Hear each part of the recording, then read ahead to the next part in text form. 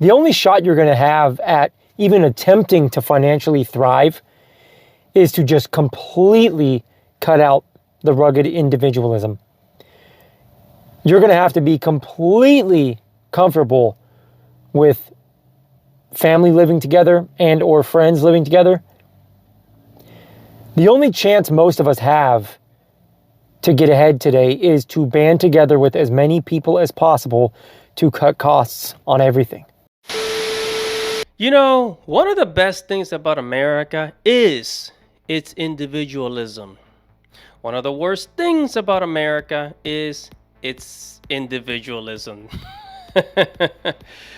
Yeah, it's a love and hate relationship, because individualism doesn't work for everyone in America. It doesn't. It hurts some people more than others. You know, you can only be independent so much until you reach a time like what we are going through right now, an economic collapse. Many people cannot afford to be super duper individualistic. That is, if they want to survive. What is up, guys? It's your boy Andy Matrix. I'm back with another video. Yeah, I'm back on your guys' YouTube channel. And if you guys haven't heard of me, make sure to check me out on Andy Matrix Gaming. I talk about anime, manga, Japanese culture. So go ahead and check that out. I'm trying to reach 3,000 subscribers. If you'd like to help me out with that, click the link in the description. Also, Angry Guy's uploading his videos to Rumble because YouTube has become the censor station, and Rumble allows you more freedom. So he's got some really cool, content over there, cursing like a sailor. So if you want to check that out, click the link in the description. Follow him on Rumble. Also, guys, the economy is going down. A lot of people are losing their jobs and they cannot find another job. People are being pushed to basically be independent and create their own side hustles. Right? And what better side hustle than to have your own online business? That's why Angry Guy created the Angry Content Creator Academy, to learn how to create content and build an audience online and also create a digital product. So click the link in the description. Check out the Content Creator Academy. If you sign up, you get a free guide. So go ahead, check it out. Click the link in the description. Now, let's move on with the show. Okay, so if you live in the Western world, such as America, Canada, the UK, you were born and raised in a culture that teaches you that you have to get out of the house at the age of 18, okay? And back in the day, especially in the 70s and 80s, it was easy to do that because most people could survive on one income, but not anymore, right? I know that baby boomers were some of the first people to push this on society because they didn't like their kids, but but why is it that America still encourages it, decades later? Latino families allow their sons and daughters to live at home until they get married because they're afraid of their children ending up homeless. Unfortunately, many Americans do not have the same mentality. It's every man for himself. Yeah, sure, let the kids live in their car, kick them out at 18 so that they can go and learn to survive on this harsh world. And then when the parents are old and they need help, their grown children refuse to help them. I wonder why. What a mystery. So today we have Dapper Def covering this topic. So let's go ahead and get started. Here we go. I'm going to be honest with you guys, man. The only real shot that any of us have to thrive, I might even say survive, but thriving especially, the only shot you're going to have at even attempting to financially thrive is to just completely cut out the rugged individualism. You're going to have to be completely comfortable with family living together and or friends living together. The only chance most of us have to get ahead today is to band together with as many people as possible to cut costs on everything. That's the only shot you have, because most big cities, a single income is just not going to do it. Two incomes barely do it. Two good incomes barely do it. I got a couple of friends right now that are making ridiculous money, like ridiculous money. But at the end of the month, it's all gone. Same as a guy on the street. And they don't even live in super fancy places.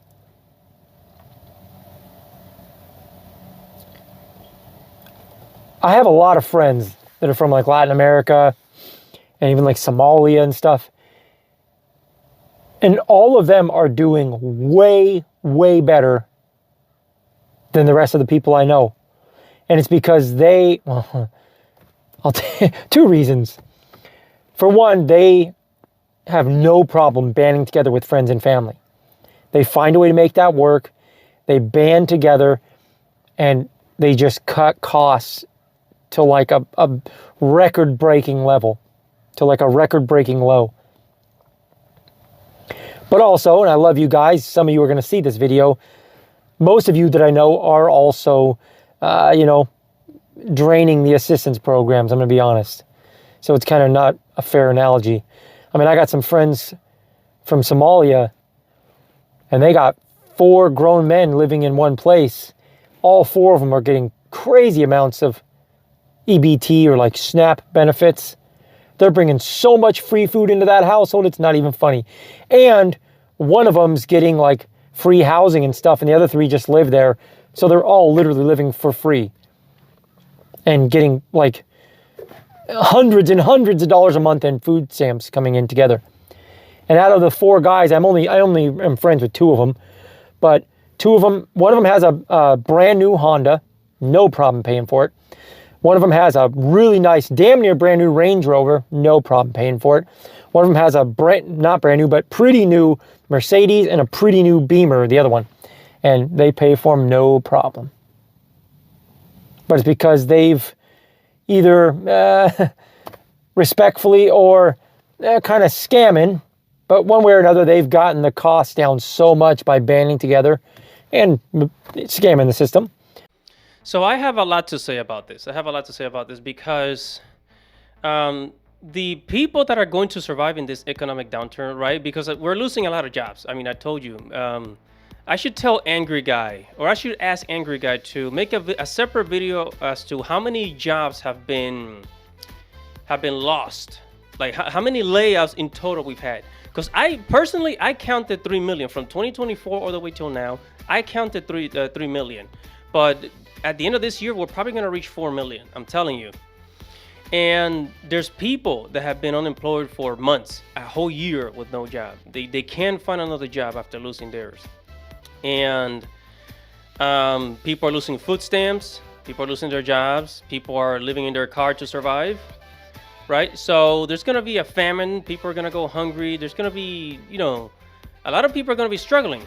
And the people that are going to struggle the most are these individualistic Americans. I'm not going to tell you who. I'm not going to name what group of people. But individualistic Americans that think that, oh, well, I can live by myself. I can pay off my $2,000 rent, my $1,000 monthly car, all this and that, right? And I don't need nobody, right?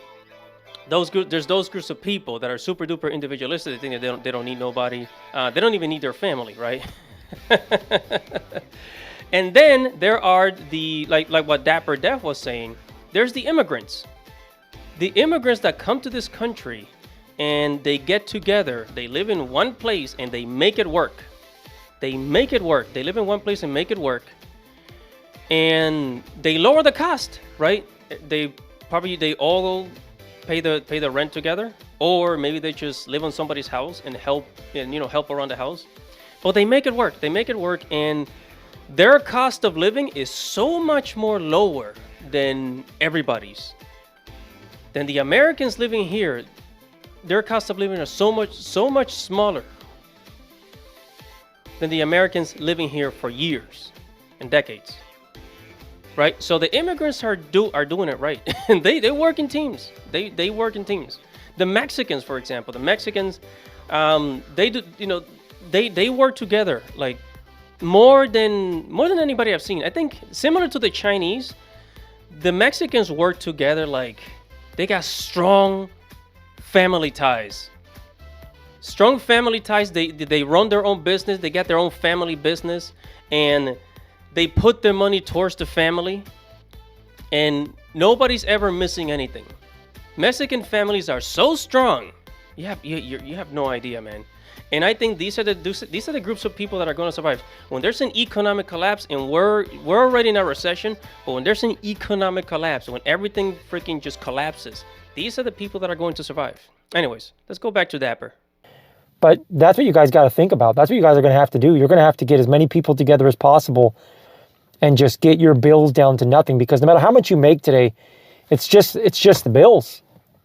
It's bills. It's the rent. It's the gas. I mean, my state, this state alone is just crazy. I don't care who's in office. My state will always be a ripoff. That's why I laugh when people here talk about like politics. And I'm like, orange man bad.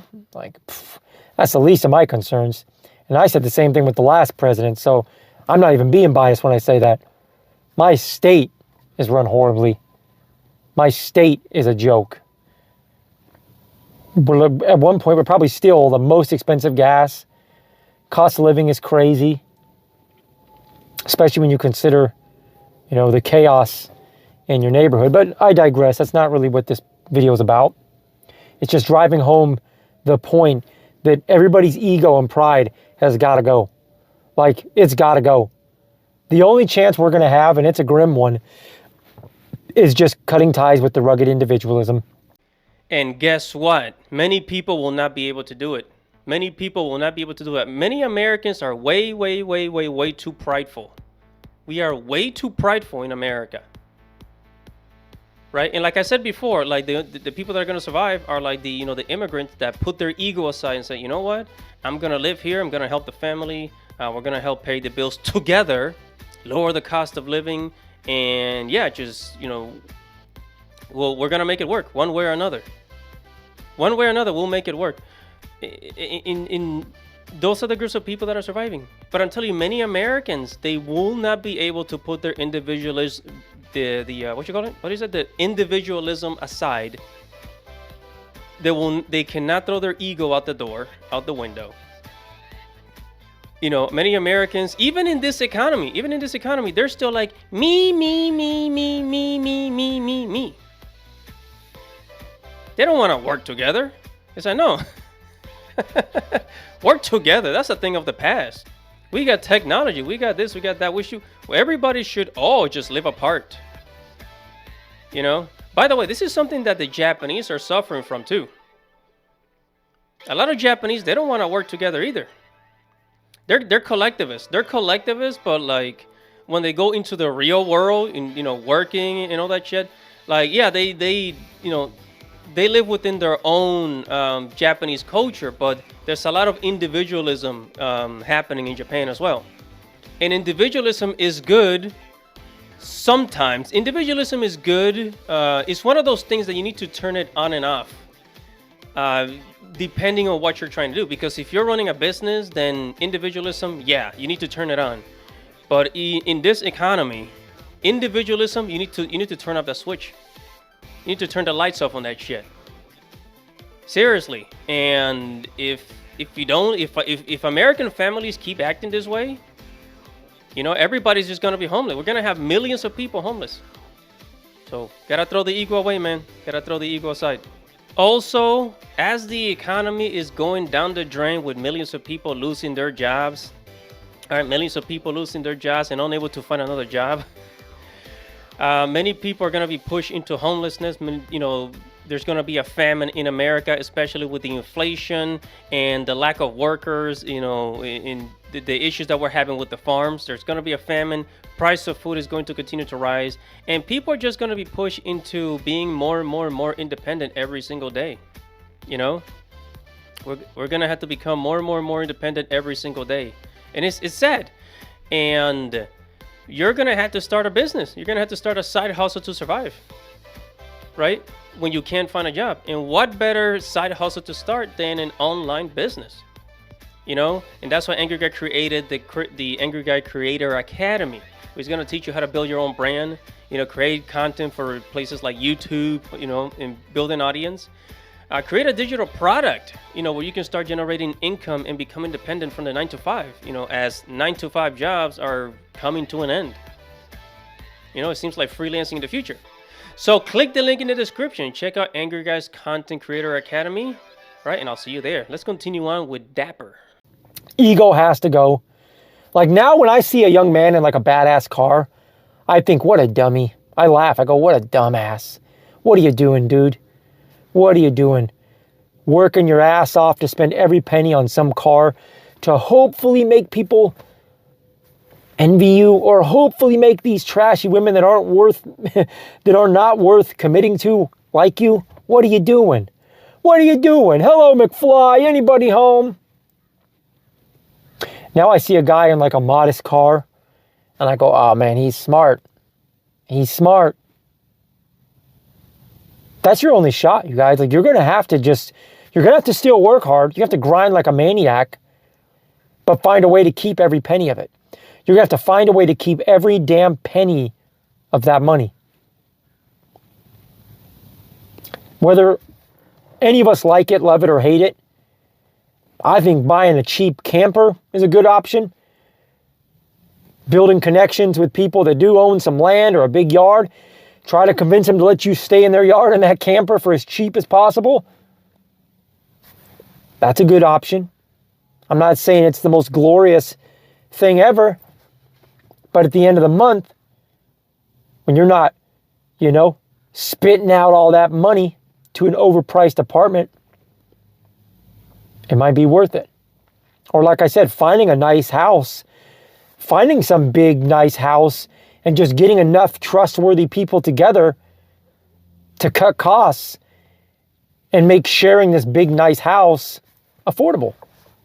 I mean, if you can find the right people that are trustworthy and respectable, that's a good option too. Yeah, and the only groups of people that I see that are smart enough to do this and make it work is usually dudes. It's usually dudes that are making this work because I don't know why. I mean, especially here in America. I think this is maybe it's like a Western thing. I don't know, but here in America, like the women are so prideful. Call me crazy, but here in the Western world, it's like the women are so prideful and they absolutely refuse to do such a thing. Right? Right. So the ones that are making these types of, ideas work is usually a lot of dudes living in their cars, living off a storage unit, moving in with roommates, moving in with family, living in the basement. A lot of dudes, they throw out their pride and say, you know what, I'm just going to save my money. I'm going to like cut costs as much as I can and I'll deal with whatever I have to deal with. But I got to survive. And then the chicks are like, oh my God, somebody help me. I see a lot of girls crying on the internet about the cost of living. And the dudes, there are men complaining about it, but they're not crying about it. They're just looking for solutions and, adjusting accordingly. I don't know. Am I being sexist? Nah.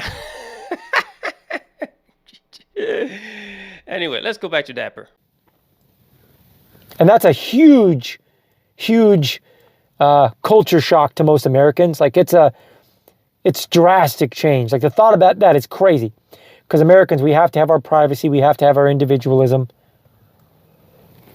But I think to myself right now, as I watch my parents struggle,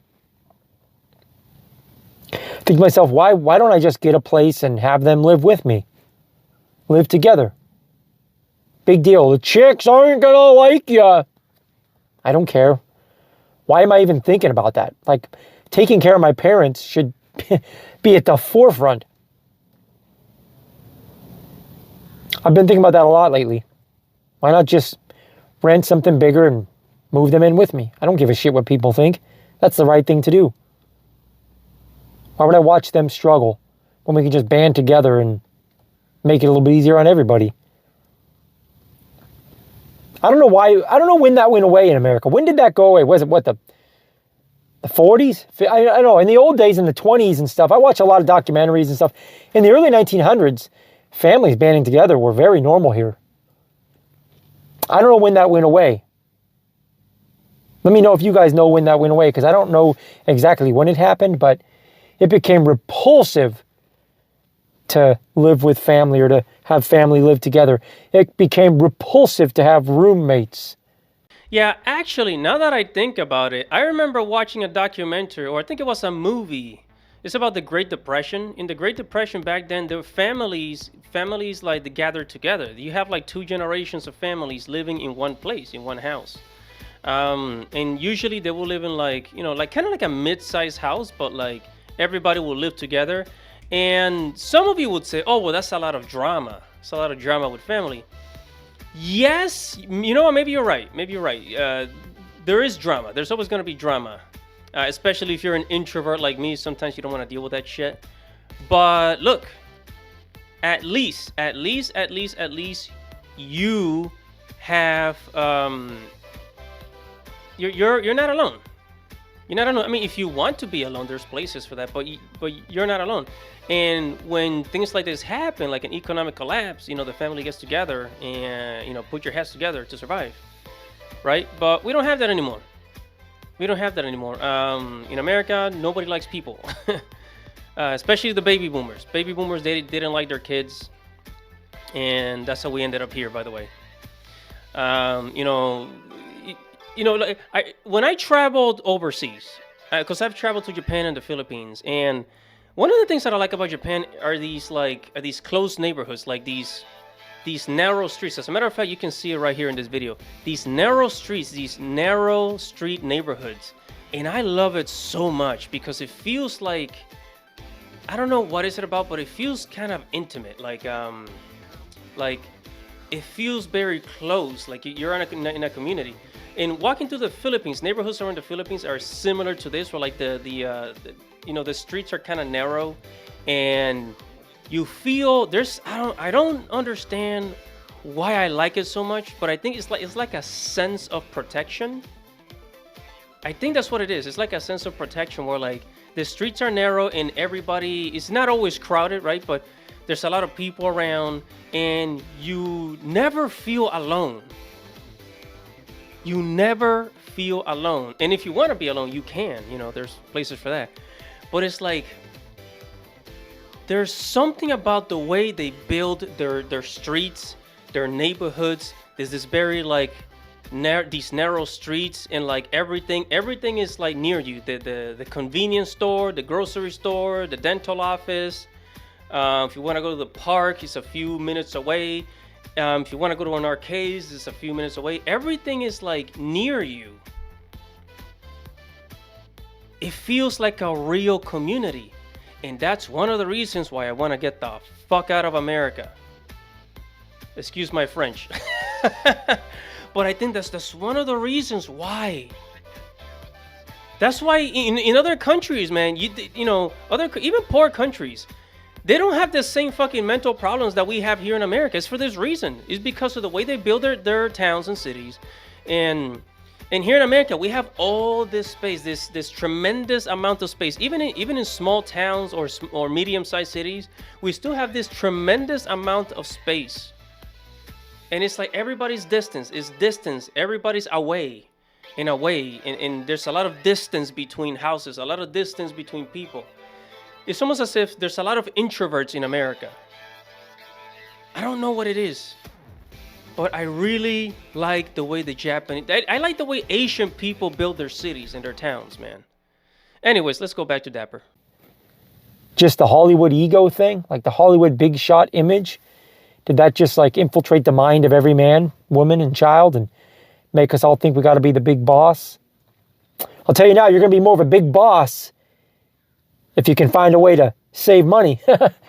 That's who the big boss is today. The big boss is the person who at the end of the month puts 75 cents of every dollar in their pocket or in their piggy bank. I think that's the person winning, and we're going to have to find ways to do that.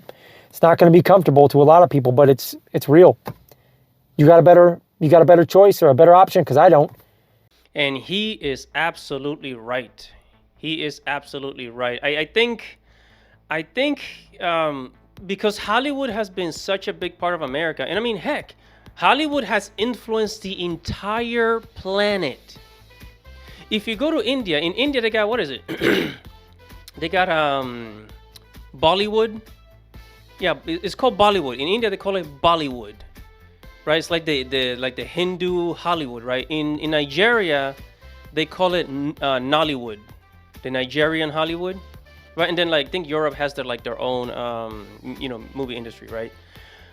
But directors around the world, even like Japanese movie directors, they try to copy, they try to imitate how Americans do their movies.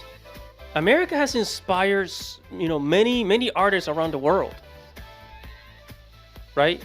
And I think it's that Hollywood mentality, like, yeah, it's all about me, right? I think it has really infiltrated the American mentality, as well as what the baby boomers did to back in the 70s and 80s, where like they were just kicking out their kids.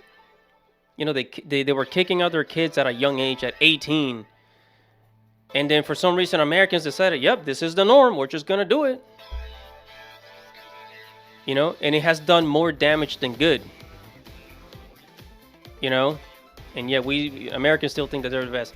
But one of the people that are getting hurt the most from this is the females. A lot of you ladies out there, I hate to say it, but you thought you were strong and independent until until we are at an economic collapse where everybody's like struggling to survive. You thought that you could be strong and independent in a world built by men. Only men know how to survive like this, guys. Yeah, so sorry, ladies. That's why there's many women now, begging and asking where did all the men go, crying in their car, crying on TikTok, crying on YouTube, asking for help, begging, e-begging, we call it. Yeah, so better buckle up, because honestly, it's going to get even worse. It's going to get even worse, and honestly, I'm kind of excited.